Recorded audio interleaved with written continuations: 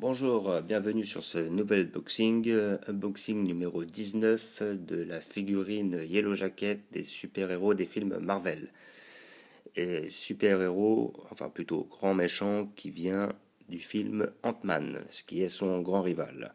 Alors je suis très intéressé par cette figurine car je la trouve déjà hyper bien faite et j'aimais beaucoup le personnage parce que je trouvais que son armure était extrêmement stylée.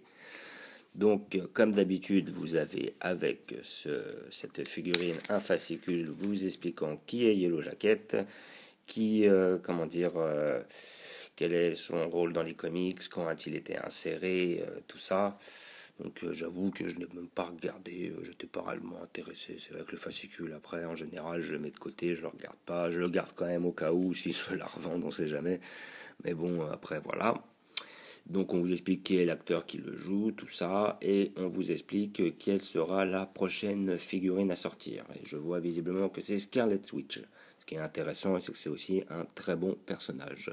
Un personnage que j'attends aussi car elle est assez importante. Voilà.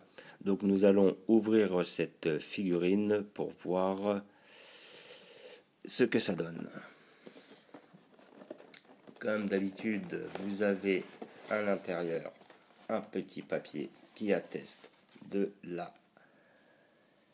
l'originalité, de l'authenticité de cette figurine. Donc nous allons ouvrir pour voir ce que ça donne.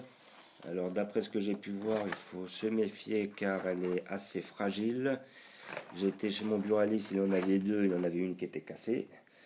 Et j'ai eu un pote qui l'a reçu, par manque de peau, lui aussi la sienne était cassée. Donc c'est des statues, enfin des figurines qui souffrent pendant le voyage, hein. Elles sont vraiment fragiles. Il n'est pas étonnant généralement de voir une des cornes péter sur le dessus. Donc c'est une figurine qui est vraiment très très jolie, rien à redire là, vraiment, ils se sont pas loupés, hein. Là elle est super belle, super bien détaillée. Comment dire, je pense qu'elle est quand même assez difficile à faire, vu les bras qu'elle a derrière, tout ce qui ressort. Vraiment très intéressante. Si maintenant je dois vraiment critiquer, je dirais que le gros souci, c'est que je crois qu'elle n'est pas trop à l'échelle, hein, visiblement. Donc, à moins qu'il nous ait fait l'échelle qu'elle a dans le film réellement. Mais je pense que, si je me rappelle bien, Ant-Man a l'air de faire presque une tête de plus. Ce qui n'est pas logique, vu qu'ils font approximativement la même taille. Je vois que la taille n'a pas été très respectée. Mais bon, tout ça est compensé par une figurine qui est quand même très très belle, très très bien faite, très bien peinte, et qui est vraiment un très bon rapport qualité-prix.